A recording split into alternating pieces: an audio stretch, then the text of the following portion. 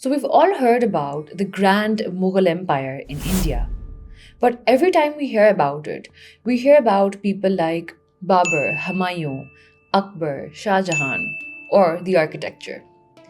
Rarely do we ever hear about a woman from the Mughal Empire. But let me tell you, the world of Mughal women is as interesting as it is underrepresented. And today we'll be talking about Gulbadan Begum, a Mughal princess who was also a historian. Hi, my name is Misha and welcome to Tarihi Tales. So this video is also part of the Mughal series, and if you want to see more videos from that, you can look at the link in the description box, or maybe I'll put one at the end of the video as well. And if you like our channel and you like to help support our channel, you can do so by a number of different ways. You can become a paid member on our Patreon, or you can become a paid member of this YouTube channel. The link is in the description box, and I'll put one up here as well. Or you can help out with the number provided on screen, and you can also like, share, subscribe, comment. All of that good stuff really helps us out as well.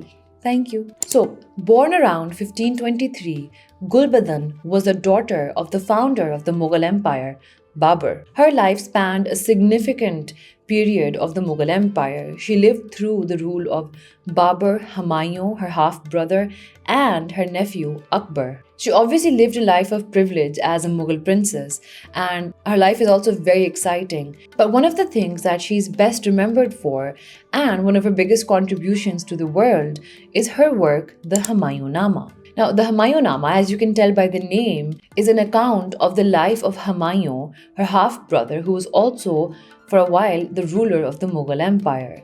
Now, this work was commissioned by her nephew Akbar, but her work actually provides invaluable insight into the life of Humayun himself.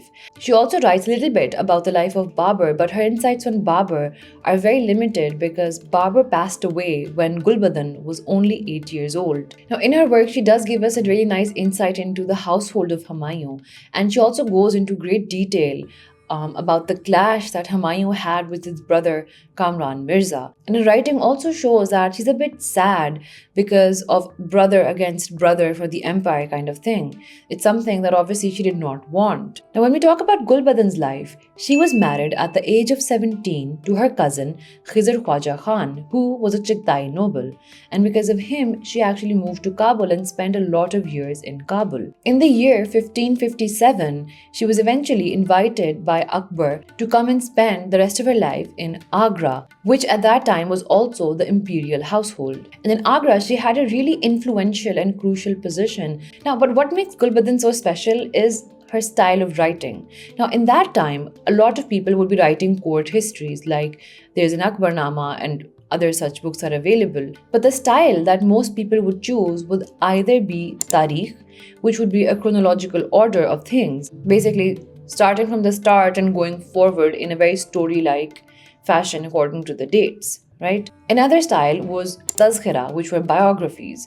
But with the case of Gulbadan, she decided to title her book Ahwal.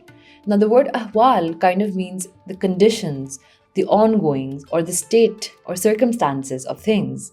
So she was kind of giving us a more lived experience of things rather than like a narrative. She wrote in her native language, which was Chagatai Turkish, and this was later translated into Persian. Gulbadan's writing style was quite simple and direct.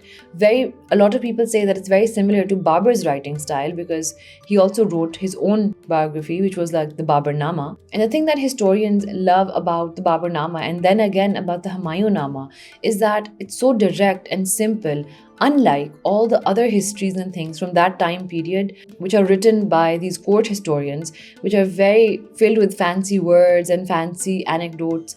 It's very made up as compared to the raw beauty of Gulbadan's work. Now, within her work, she also talks about the Mughal harem and gives us a good insight into what was going on over there. She talks about ceremonies, festivities, even some incidences where people are jealous of each other, and also incidences of affection. However, the Humayun-Nama is not without its problems.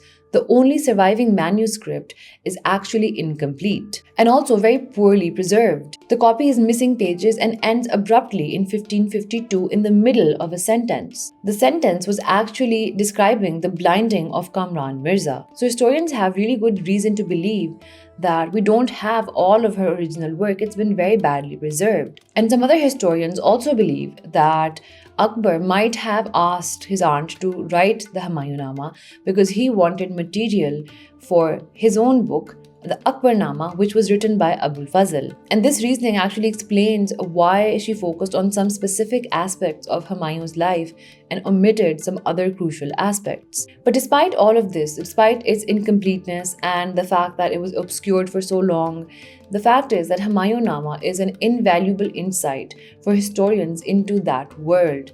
And Gulbadan's writing style and her contribution is something that we're really never really taught of, but we should be.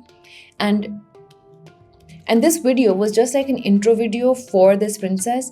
But if you guys are interested, let me know, and I'm going to tell you about the amazing life that she led. She's done a lot of things, but we barely know anything about these Mughal women because we just never taught about them.